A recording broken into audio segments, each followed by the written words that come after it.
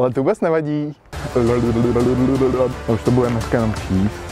No, mají tady 5 piv na čepu s nějakou tatarčičkou. Je to fakt ležák? No a co je tohle?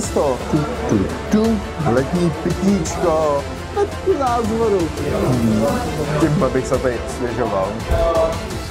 To je horký. Myslím, že se tady bude cítit hezky. Já jsem byl moc spokojený. Já jsem docela zvědavý, jaký to bude. Zdar! Dneska se nacházíme v Řevnicích před řevnickým pivovarem. Pivo tady vaří od roku 2019, no a prý ho mají docela dobrý. Tak jdeme na jedno.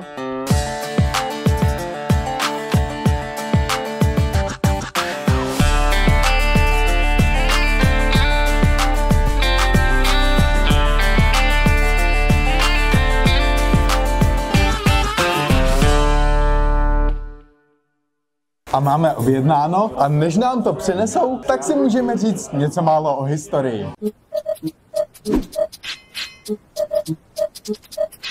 Pivovar sídlí v původní... Už to bude dneska jenom číst. Pivovar sídlí v původní nádražní budově z druhé poloviny 19. století. Hned vedle současného nádraží, které sice není vidět, ale to vůbec nevadí. Velmi citlivá rekonstrukce zde vytvořila restauraci, přes kterou je díky prosklené stěně vidět část pivovarské technologie. Zdejší měděná dvounádobová varna se stala součástí krásného interiéru. Pivo se tady v Řevnicích v podstatě asi nikdy úplně nevařilo. Až se to místní v roce 2018 rozhodli změnit a začali budovat mini pivovar. A první várka piva zde byla uvařena v roce 2019. Interiér, tak je tady...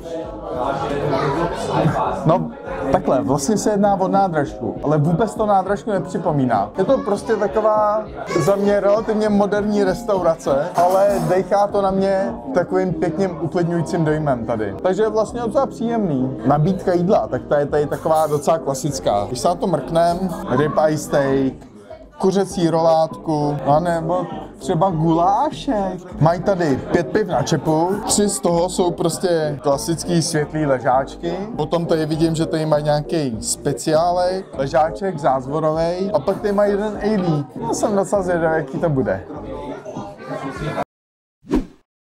Máme tady místní světlý ležáčky, 10, 11 a 12. Tak to pojďme ochutnat.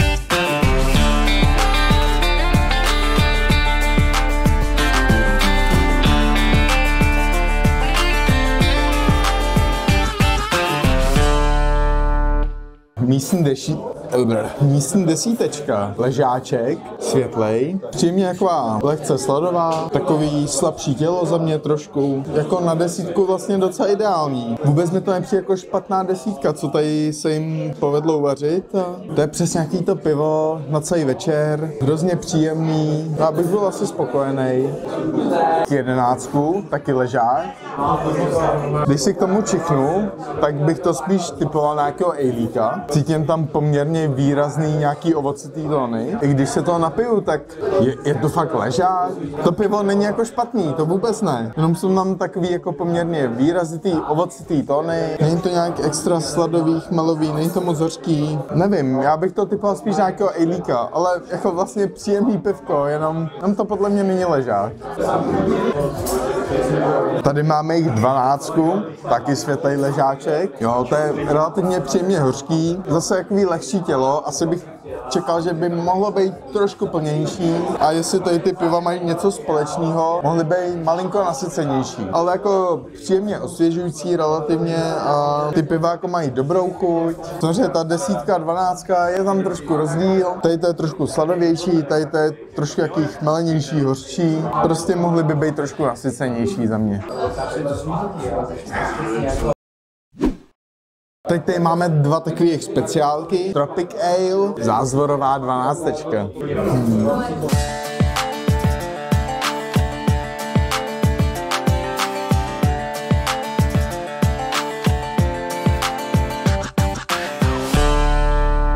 Tropic Ale 11, příjemná po takovým tropickým ovoci, hezky šťavnatá.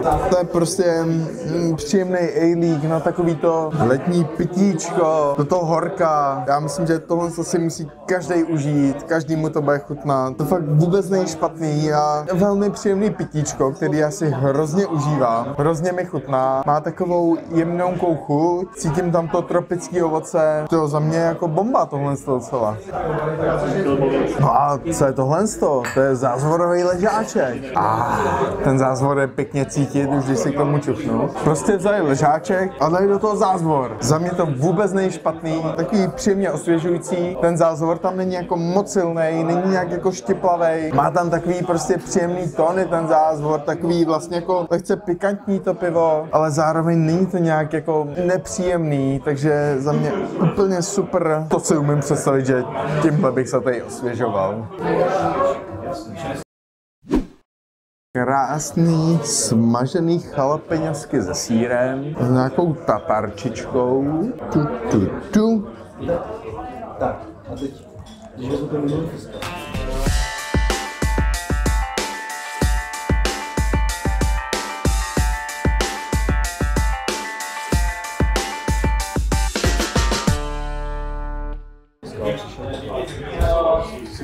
To je horký, ale to moc dobrý. Je vidět, že nám to smažili fakt čerství. Je to horký jako ale příjemně pikantní. To je dobrůtačka k pivku, ale ten sýreček jak vytejká. To se dá žrát.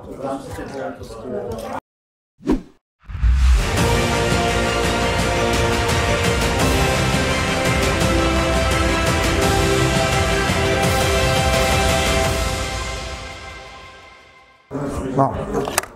Tak, máme tady dnešního vítěze. Za mě to vyhrál ten jejich zázvorový ležáček. Já myslím, že je to moc příjemný ležáček, do kterého přidali špetku zázvoru. A je to moc velká dobrůtka.